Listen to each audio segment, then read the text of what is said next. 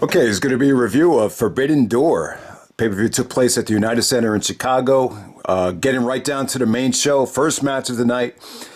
We got Minoru Suzuki teaming up with the Jericho Appreciation Society of Chris Jericho and Sammy Guevara. Ty Conti was actually out there at ringside, and she was cool, man. She really gave this match a primetime feel. If the match kind of felt like it was a bunch of guys trying to impress the hot girl at ringside, so I really think Ty Conti has really found a nice groove with this non-wrestling character right now. So they're taking on Eddie Kingston, Shota Umino, who has a huge history of Chris Jericho dating back a couple years at the Tokyo Dome, and Wheeler Yuta as well. So the winning team here gets the advantage at Blood and Guts in the War Games match on Dynamite. I thought this was a beautiful choice for the opener. It definitely was very entertaining, had a sports entertainment type of feel, but at the same time, you just saw like a lot of, good wrestling here, a lot of good sequences, lots of nice tension between Suzuki and Eddie Kingston, who had a really entertaining stare down. Jericho sold his ass off for Shota Umino. He actually did a backstage segment with him where he did the wizard thing, which didn't come off that great, but we'll get to that a little bit later. But yeah, Sammy was trying to impress Ty throughout the whole thing. He busted out the shooting star press. I thought, that came out of nowhere. So the match was highly entertaining. Yuta even, I don't know if he was intentionally trying to do this, but he started off the match doing a series of German suplexes. I don't know if he was trying to pay tribute to you-know-who, but I thought Yuta actually, everybody got a chance to shine here. I would just say definitely one of the better things of the night. A awesome choice for the opener. Jericho gets the win with the Judas effect, but at the same time, he took some really good bumps for Shota Umino. He really, trusted him, and actually Shota did some pretty dangerous stuff to Jericho. So yeah, everything was cool here. It was even like funny too. Like even Suzuki was like playing with the crowd with the tope spot. I thought that was really funny. So it just had pretty much a little bit of everything. Okay, next up we had the three-way. The winner takes all tag team match for the Ring of Honor and the IWGP Tag Team Championships. You got FTR taking on United Empire of the Great-O-Khan and Jeff Cobb, taking on Rocky Romero and Trent Beretta of Roppongi Vice. Really, really good stuff here, man. I mean, what really stood out here was the Dax Hardwood injury. He was actually selling a shoulder injury. So he was pretty much out throughout the bulk of the match. But when he did come back, it really woke the fans up. It just really spread the action out. So I thought it was good booking. FTR actually got one of the best pops of the night. The pop for the finish, that double team finish. Came off really, really good. And yeah, you got to give Dax credit, man. I don't know if we've seen anything like this where a guy's actually in an official tag team. They're on good terms, but still, I think a lot of people would consider Dax Hardwood to be the MVP candidate for this year in all of wrestling. So it's FTR, once again, incredible performance from them. The press conference, too, with Tony Khan, you learn a lot about everything that Dax went through this whole year and how Punk has helped him. So that was really interesting stuff.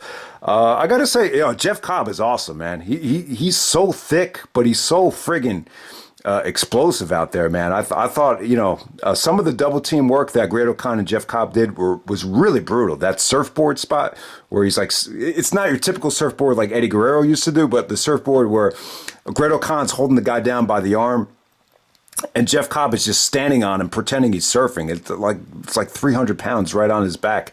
Rocky and Trent actually busted out the God, it was like a spike pile driver off the top rope, and you could tell Taz was a little bit upset about it because it kind of brought back bad memories of when he broke his neck in ECW when he was in that tag match with Eddie Guerrero and Dean Malenko. But overall, I think this might have been the weakest thing of the night. But it was still pretty good, though. It still got a "This is awesome" chant. FTR got a great pop, and the finish came off great. So let's move on to the next match. We got the Fatal four-way match for the AEW All-Atlantic Championship. Really, really good stuff, man. I love the international flavor here. It seemed like each and every guy here was representing a different country. So you got Pac taking on Clark Connors, taking on Miro, taking on Malakai Black. All right, so Clark Connors was kind of like the unknown here. I've never seen him wrestle. And for whatever the reason, like the fans really got behind him. It definitely felt like he was the underdog here.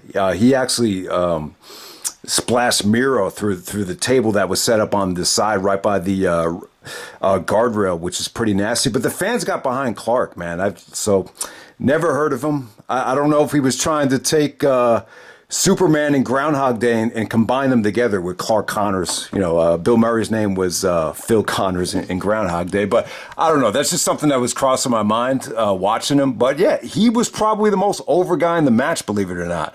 I thought Miro was great. Miro did some really, basically wrestled more of a WWE style. We're playing to the crowd. Yeah, I mean, there was a lot of heat segments between Miro and Malakai Black. Malakai actually busted out the mist while Miro had the submission locked in.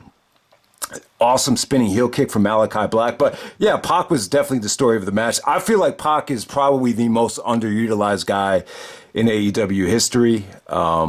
But it's not, I wouldn't say it's his fault. I think a lot of it just has to do with travel issues and, what was going on within the world last couple of years. But yeah, I was glad to see Pac get his moment. It looked like he was going to go for the Black Arrow off the top rope, but it actually broke up a submission with a 450 splash, and it came off awesome. He actually got a "You Deserve It" chant. So Pac is your new All-Atlantic Championship. I mean, one of the gripes that people are going to have with this show that aren't, hardcore fans are the championship situation. I think when most people look at the show, they'll be a little bit critical of, so many championships. But at the same time, I think when you look at the show as a whole, it's pretty cool to see all these different titles from, all these different promotions. So it depends on how you look at it. But yeah, let's get down to the next match. We got the Dudes with Attitudes. I always thought that was Shawn Michaels and Diesel that came up with that name. I think the In Your House 1995 in September, I think that's what they titled that pay-per-view, Two Dudes with Attitudes. But Tony Schiavone was actually saying that it was actually Sting and Lex Luger and I think Mr. Wonderful that coined that phrase. So you got Darby Allin, Sting, and Shingo taking on the Bullet Club of El Phantasmo, Matt Jackson, and Nick Jackson. Awesome stuff, man. It really felt like Sting was going to come down from the rafters. I was like, please don't do it. Please don't do it. Because, we kind of dug into the Owen Hart situation last month.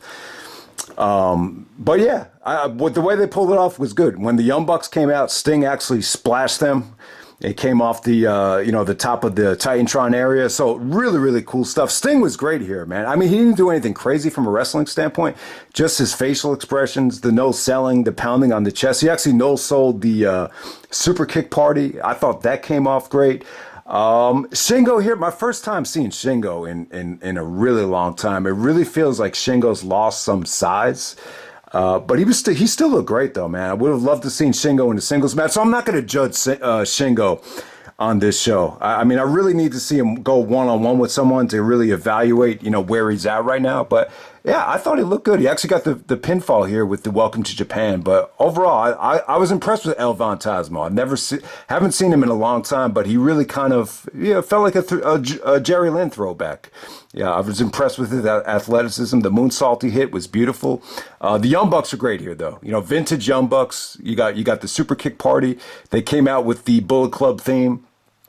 Darby was great here. This was a lot of fun. I mean, it didn't get too much time. I think they tried to, keep it to a minimum because Sting is out there, but they got the most out of Sting from a character standpoint. So yeah, lots and lots of fun. So definitely check it out. All right, next up we got Thunder Rosa taking on Toni Storm, the only women's match of the night for the AEW Women's Championship. I thought it was good stuff, man. I really thought it was.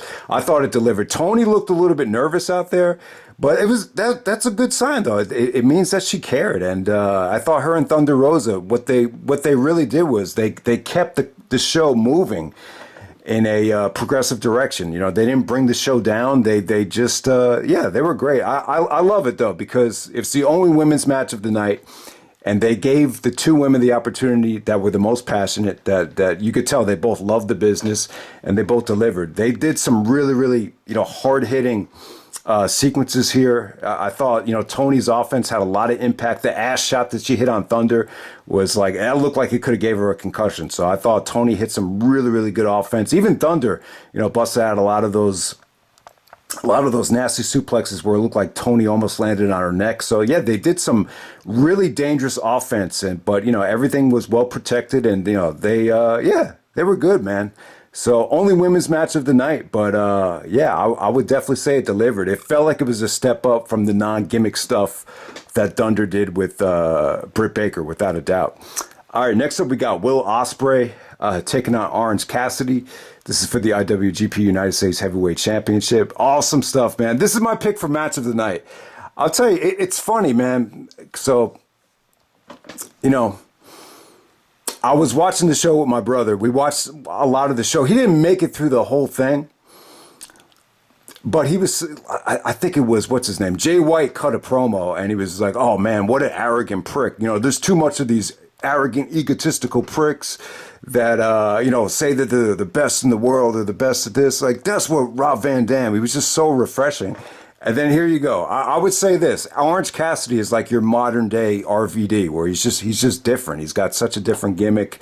And I was a little bit skeptical too. I was like, yeah, why can't they put Ospreay against someone that's going to take this shit seriously? But for what they did here, I thought it worked. You know, Cassidy still did the hands in the pockets and the nonchalant stuff, but they blended it in really well here. And it almost like Ospreay kind of used it to his advantage. Probably the highlight of the show, like, was when Ospreay... he was doing a, what's that Wolver Snyder thing called? It's the abdominal stretch. Shades of Wolver Snyder. Jim Ross always used to say that. So when he had the abdominal stretch on, Ospreay reaches into Orange Cassidy's pockets and he pulls out a middle finger. And I thought that was funny. Will Ospreay's got a great personality. He's very well rounded. I think he proved tonight that you know, he's one of the best all-around performers in the business, without a doubt. So yeah, they did some really cool stuff out there. I thought Ospreay and Cassidy, even though Cassidy was bringing a lot of the gimmick with him, they played off of it nice, especially with the Kawada kicks. There was a part where Orange was doing the Kawada kicks nonchalantly, but when he got pissed off, he started doing the Kawada kicks, you know, full speed. So just little stuff like that really played into the match nicely. But yeah, Ospreay's finish was awesome. You definitely had some good near falls there. Really, I felt like this was the most athletic, most entertaining, and just the most fun match throughout this whole night. So definitely check out Ospreay versus Cassidy. Really, really good stuff. Next up, we got the return of Claudio Castagnoli taking on Zack Sabre Jr. Yeah, I thought this was a great night for Claudio. I really did. I thought, you know, considering this is his first match back, this was definitely a, you know, very similar to the Cody situation where, you know, you're promoting an unknown. The guy comes out and just delivers a home run. That's exactly how it was. You know, it was pretty much just as good as the, you know, Cody and Seth Rollins match, where the moment and the match really, you know, live up to expectations. So yeah, a lot to say about it. Glad that Claudio has finally moved away from Vince. I feel like this, and I've said it time and time again, but I feel like as soon as Claudio heard the situation where Austin was sticking up for him and Vince was saying that there was something missing, I felt like at that time, you know, Claudio should have made an effort to get out of the company. Because I'm just not a big fan of that when someone puts a lid on a performer. But hey, man, everything works out for a reason. The timing for Claudio worked out beautifully here. He fills in for Bryan Danielson. Him and Zack had an awesome match right here.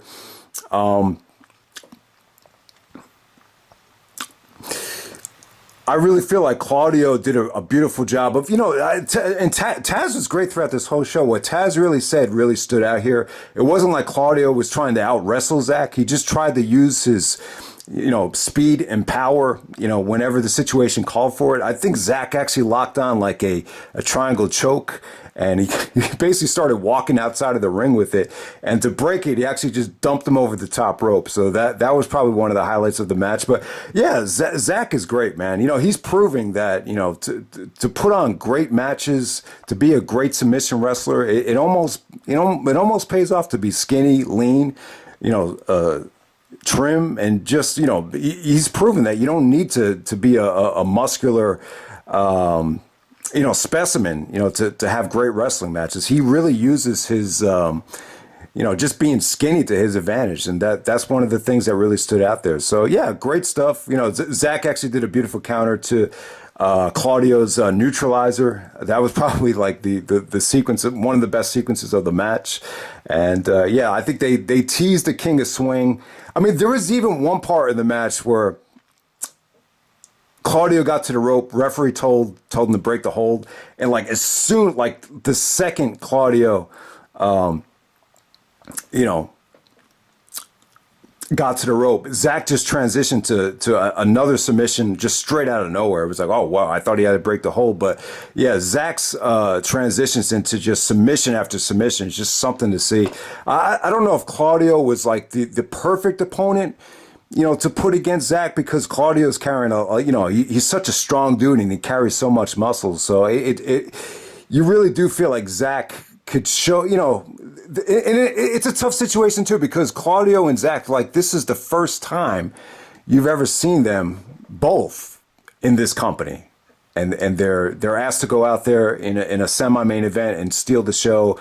And, you know, most people might agree that they stole the show here. So, yeah, awesome stuff. The Claudio Ricola Bomb came off awesome. People remember when Claudio used to do the Ricola Bomb, how he used to scream Ricola.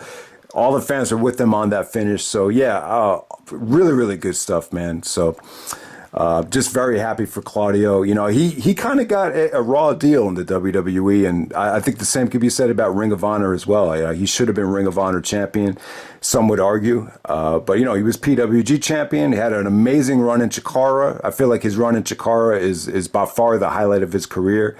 And it just feels like there's a lot for him to do now. He could go to, you feel, you know, I was surprised that Claudio got the victory here, but you just kind of get the feeling that Zack is going to get the win back, maybe in the G1 Climax.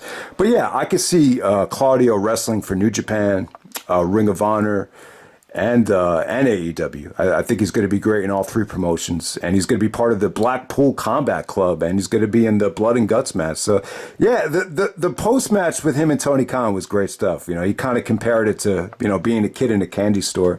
So yeah, I mean, I'm just happy for him. I mean, there's a reason I didn't care for the Roman Reigns match. I just felt like that Claudio match against Roman, I don't know, something about it. It just kind of reeked of, you know, they were just trying to cash in on Claudio one last time before they went live, and I don't know.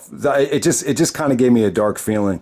But hey, I'm glad he's away from the WWE. You know, Claudio is an international star. It's cool for him to be going back and forth. So yeah, man. He's an amazing wrestler, so I'm just very happy for him. So move on to the next match. For the IWGP World Heavyweight Championship, we got Jay White taking on Hangman Adam Page, Kazuchika Okada, and Adam Cole. Okay, I wasn't blown away by the Fatal 4-Way. I thought this really could have been the match of the night. I think the two things holding it back were exactly what I think people were predicting. You know, the finish and the predictability about it. I mean, that's really what was holding it back. Jay White was trying to pick his spots here. Definitely was a great heel throughout this whole night. He really was. I mean, he got good heat here. I mean, in terms of the heat that Jay White got on this show, it really feels like the fans just don't like him because he's great at playing a prick. It really did feel like that. You know, even my brother, like, he just said, man, that guy's not likable. But, you know, it's a testament to how good he was on the mic. I'll just say that. So he definitely picked his spots here. I can't say that I was thrilled about the 4-Way. I just feel like I think I would have rather had, you know, one-on-one matches here, either Jay White against Hangman, or I don't know, Jay White versus Cole. I don't know if that had that much appeal to it, but yeah, I definitely think a lot of people would have rather seen Jay White versus Hangman, or Jay White or Hangman versus Okada, to be exact. The 4-Way here, I think it made it a little bit predictable with who was going to take the pin, and obviously Jay White just won the belt, so you kind of knew he was going over, but it was still good stuff, man. It was still good stuff. Not the best showings from Jay White and Okada. Okada's entrance was awesome, though. Okada got a great pop. You know, he was really over with the fans. You know, he did hit some nice drop kicks, some really nice rainmakers, took some good chances, but I can't say Okada looks like he's all the way back yet. I don't know if the layoff because of the pandemic has kind of made him a little bit rusty, but it's not like I was blown away by Okada here. I mean, really, the two guys that really stood out here were, I'm going to say, Hangman Page. You know, Hangman really proved to me like he's on that level now. one of the promos leading up to the show, he said, there was a point where I felt like I wasn't ready for IWGP Championship, but now I feel like I'm ready. And he proved it here. I felt like he was the best performer.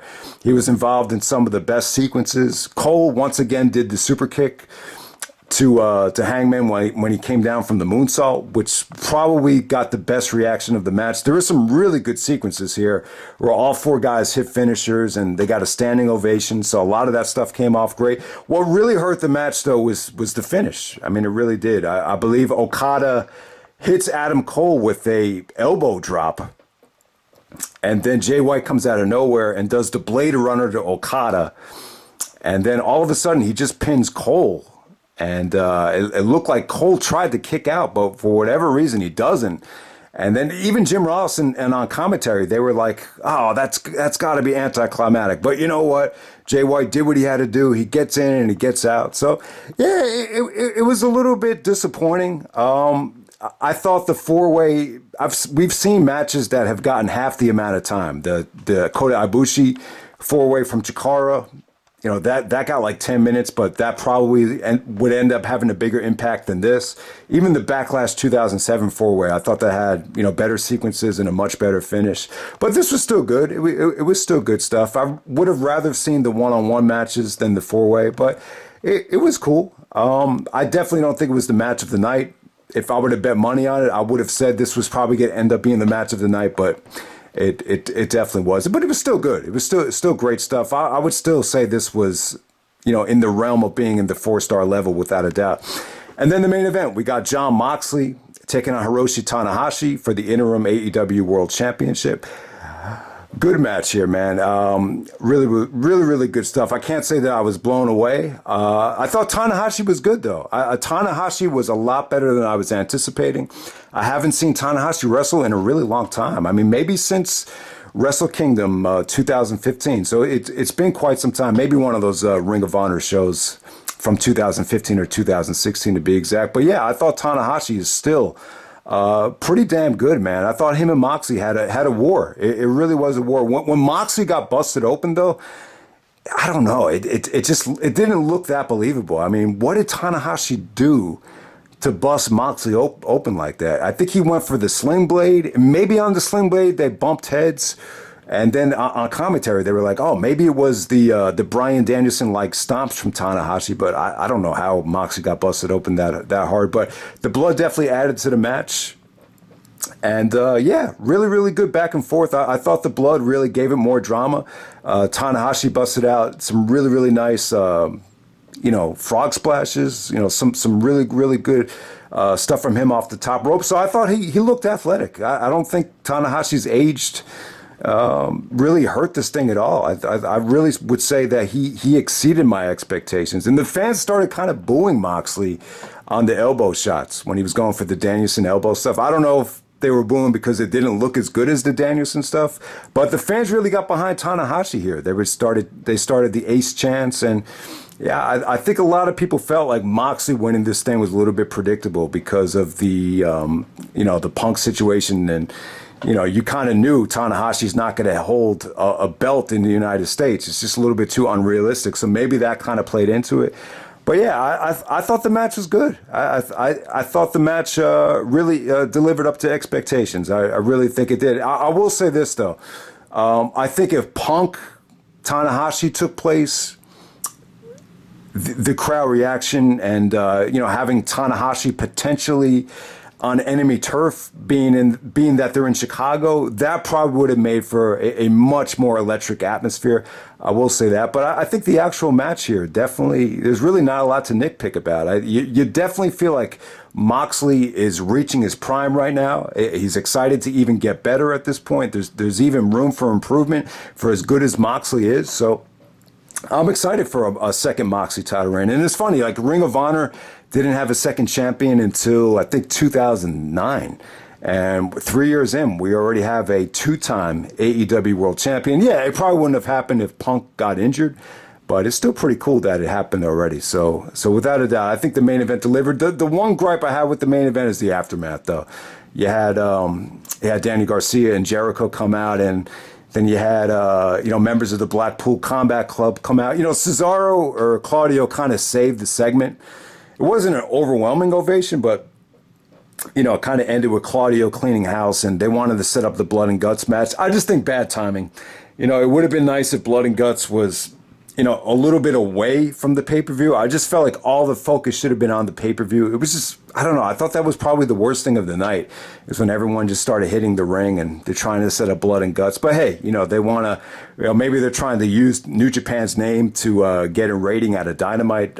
I don't know if that's how you want to look at it, but yeah, Blood and Guts should still be a lot of fun. I just think the timing of it just feels like a little bit annoying. There's just so much going on right now with, the New Japan show. So, but yeah, overall, I would say from the pay-per-view quality, awesome stuff, man. I got to say, when you consider all the injuries, Bryan Danielson, CM Punk, MJF, the situation with him. Obviously, it's not a work at this point, right? Kenny Omega not back for the show.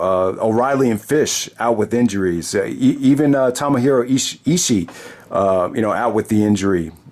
So he couldn't compete for the All-Atlantic Championship. I mean, when you consider, I don't know if any other promotion could have survived, this much. Like, if the top 7 guys got injured for Money in the Bank, like, imagine how bad that show would end up being. So it's an incredible testament to the amount of depth and New Japan as well, that they were still able to go out there and put on a monumental show. I would say with this particular show, it didn't have like any match that hit the 5-star level or was even in the territory of approaching, a 5-star match or a blowaway match of the year or whatever like that. But yeah, great consistency. This has got to be, for a 4-hour show, maybe the most consistent, wrestling show I've ever sit through. It was like match after match, had stunning talent.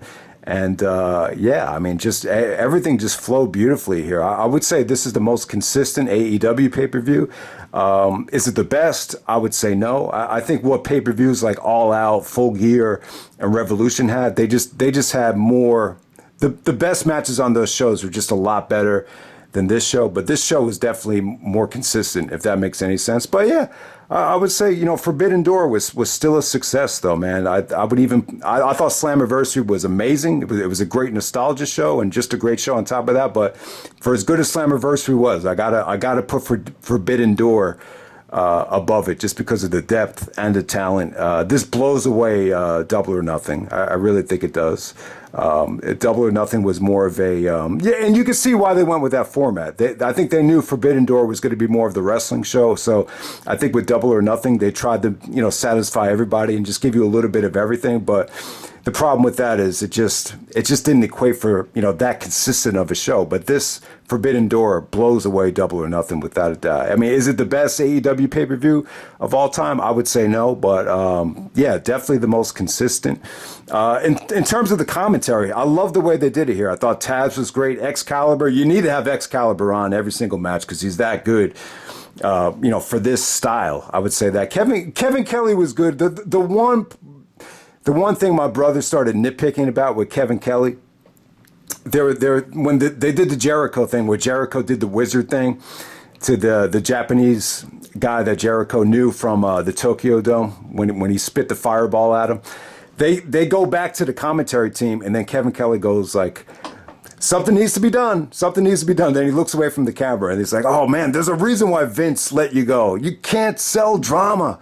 So I kind of agree with that. But that's not Kevin Kelly's job. It's not his thing. But you just feel like the whole Jericho thing, it's a little bit over the top, the wizard thing. And, maybe it put Kevin Kelly in an awkward position.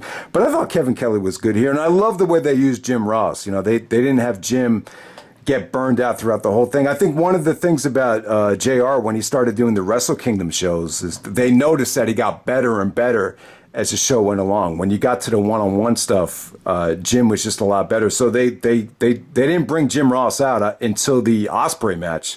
So you just had Jim at his best for the last 4 matches. So I love that about the show. And Taz was good too. I don't think Taz has ever been, on a full pay-per-view from top to bottom. But yeah, you got the good version of Taz. You could tell he was into, a lot of the New Japan guys like Ospreay. So yeah, I thought the commentary was great on this show. So without a doubt, man, that's Forbidden Door. Love the show, and for as good as it was, I mean, you got to be excited about all the guys coming back. Just to think, how good could this show be the next time they do one of them with Punk and Danielson. I mean, the depressing thing about it is, everybody's getting old. I'm getting old too. I mean, and so is CM Punk and Bryan Danielson. So, them missing this show at 43 and 41. It probably hurts a little bit more than them missing a show like this if they were like, Will Ospreay's age. So I just wanted to make that point. But hey, man, it's going to be a great summer. A lot of great things to look forward to. Can't wait to see Jon Moxley and CM Punk. They got a ton of history as Punk. Wanted the Shield. Wanted to be a part of the Shield because of Moxley. So they have a lot of history. And Moxley is the champion in a stable with Bryan Danielson. You can't ask for anything more than that. You got Claudio Castagnoli back into the fold. So very exciting time. It's been an awesome month. June of 2022 with Impact and Hell in a Cell, the Cody injury, and guys fighting through injuries. It's kind of like the theme of the month. How can wrestlers fight through injuries, and how can promotions bounce back from all the injuries by plugging guys in? And that's kind of what the theme has been for June of 2022. So I hope you guys enjoyed the pay-per-view, and I'm out. All right.